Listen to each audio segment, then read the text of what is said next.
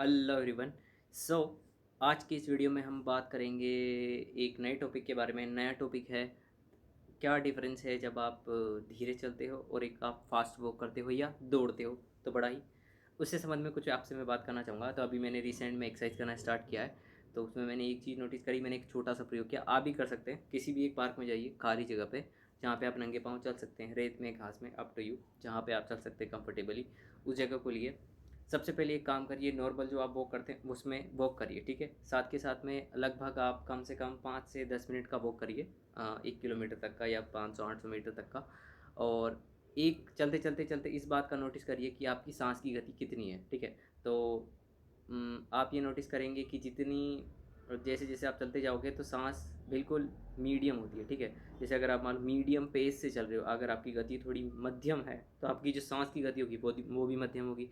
अगर अगर आप धीरे चल रहे हो तो आपकी जो श्वास की गति होगी वो भी धीरे होगी। अगर आप तेज़ चल रहे हो तो आपकी श्वास की गति भी तेज़ होगी। बस यही कनेक्शन है इन दोनों के बीच में, राइट। तो आपने बहुत सारे ऐसे लोगों को देखा होगा जो जिनकी किसी भी तरह की कोई फिजिकल एक्टिविटी नहीं होती, स्पेशली अर्बन एरिया में, शहरी इलाकों में आप जाओ तो जहाँ पे ज़्यादातर जो लोग जॉब करते हैं वहाँ पे अगर आपने देखा हो तो वहाँ पे किसी भी तरह की फिजिकल एक्टिविटी नहीं होती। तो मैंने अभी आपको जैसा बताया कि अगर आप किसी भी तरह की फिजिकल एक्टिविटी नहीं करते हो, दैट मीन्स कि आप ना तो चल रहे हो, ना ही दौड़ रहे हो, ना जॉगिंग कर रहे हो, ना किसी तरह की एक्सरसाइज कर रहे हो, तो राइट। तो क्या होता है, धीरे धीरे धीरे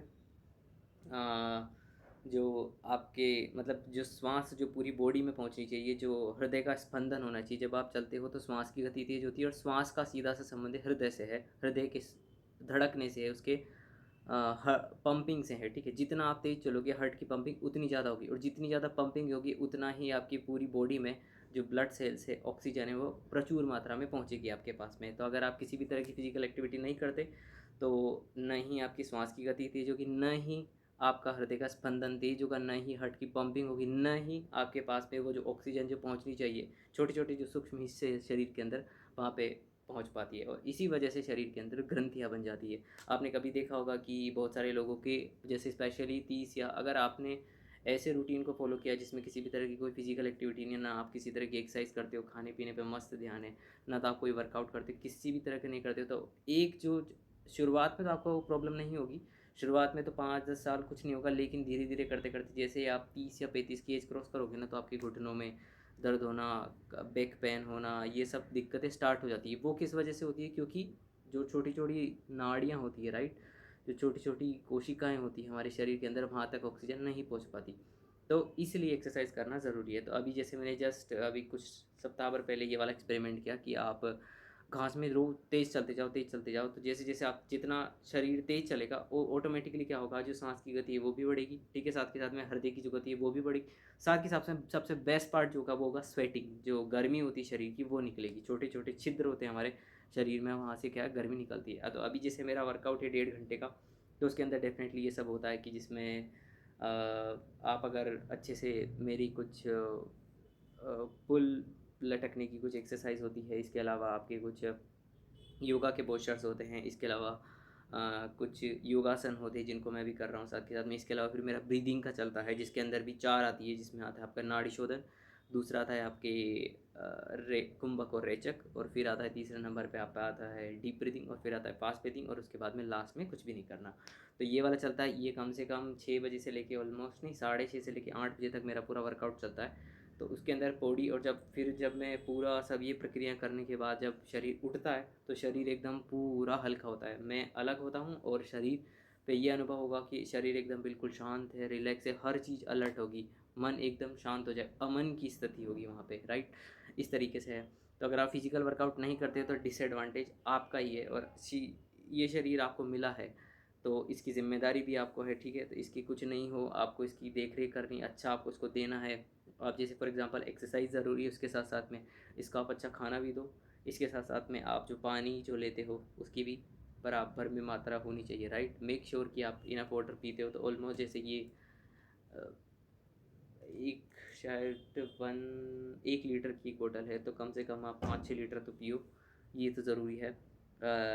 जितना पानी दोगे उतना ही बॉडी प्योरीफाई करती रहेगी खुद को, राइट। जैसे ही आप पानी पीते हो तो ऑटोमेटिकली बस होगा, एक दिक्कत होगी, वो ये होगी कि आपको टॉयलेट बार बार में जाना पड़ेगा, जबकि उसमें कोई ज़्यादा दिक्कत है नहीं। आप मैनेज कर सकते हो, कम से कम बस 10-12 बार जाना पड़ेगा, दैट्स इट। कुछ लोग तो प्यासे होते तो ही नहीं पीते, आई डोंट अंडरस्टैंड, समझ में नहीं आता ऐसा लोग क्यों करते हैं, तो ये ज़रूरी है, राइट। ठीक है, हेल्थ का अपना ध्यान रखिए, बस यही बताने का मतलब था। किसी भी तरह की आप एक्सरसाइज करो, सबका निचोड़ यही है कि उससे फिजिकल वर्कआउट होता है, और जो शरीर में जो ग्रंथियाँ बन जाती है, जो जहाँ पे एनर्जी स्टक हो जाती है, वो भी रिलीज़ हो जाती है, राइट।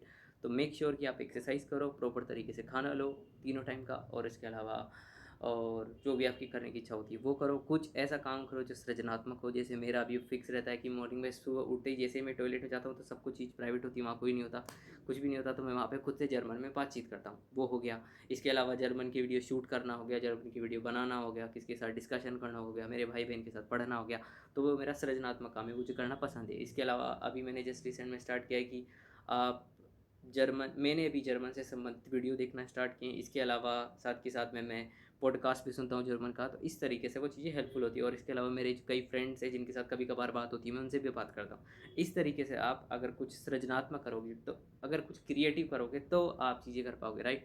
इस तरीके से आप बिगिन कर सकते हो, कोई सी भी एक्टिविटी आप कर सकते हो जिसको करना आपको पसंद है। थोड़ा वीडियो से डाइवर्ट हो गए, बस कहने का मतलब आपको यही था कि आप जितनी ज़्यादा एक्सरसाइज करोगे, जितना आप जॉगिंग करोगे, जितना आप योगासन करोगे, जितना आप मेडिटेशन करोगे, उतना बॉडी सरल होती जाती है, राइट।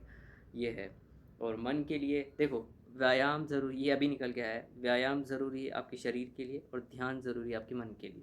दोनों में अगर आपने संतुलन पैदा कर लिया, अगर आप इसको प्रॉपर तरीके से करते हैं मॉर्निंग में, तो definitely you are going to live a good life. और पूरे दिन में ऐसा चंग रहेगा ना शरीर, एकदम ऐसे लाइट वेट रहेगी पूरी बॉडी, पूरी एनर्जी रहेगी, कोई लेदारजी, कोई थकान जैसा कुछ भी आपको महसूस नहीं होगा। ये मेरी गारंटी है आपको, अगर आप करके देखें तो। अगर आप एटलीस्ट अभी मुझे करते हो गए ऑलमोस्ट सिंस मार्च से मैं रेगुलर करता जा रहा हूँ, मार्च अप्रैल शायद से 2.5 मंथ्स हो गए हैं जो मैं कंटिन्यूस कर रहा हूँ। और उसमें बीच बीच में ये है कि मैं वीकेंड पे ब्रेक ले लेता हूँ, मैं कुछ भी नहीं करता। शनिवार रविवार कुछ नहीं, लंबा सोना, जो इच्छा हो वो खाना, बाजार जाके कुछ भी खाना, चाय पीना, कुछ भी बाजार का आपको स्ट्रीट फूड खाना, ये सब मैं करता हूँ। Okay, that's all, have fun, enjoy, bye. अब मिलते हैं नेक्स्ट वीडियो में, बाय, टेक केयर, जस्ट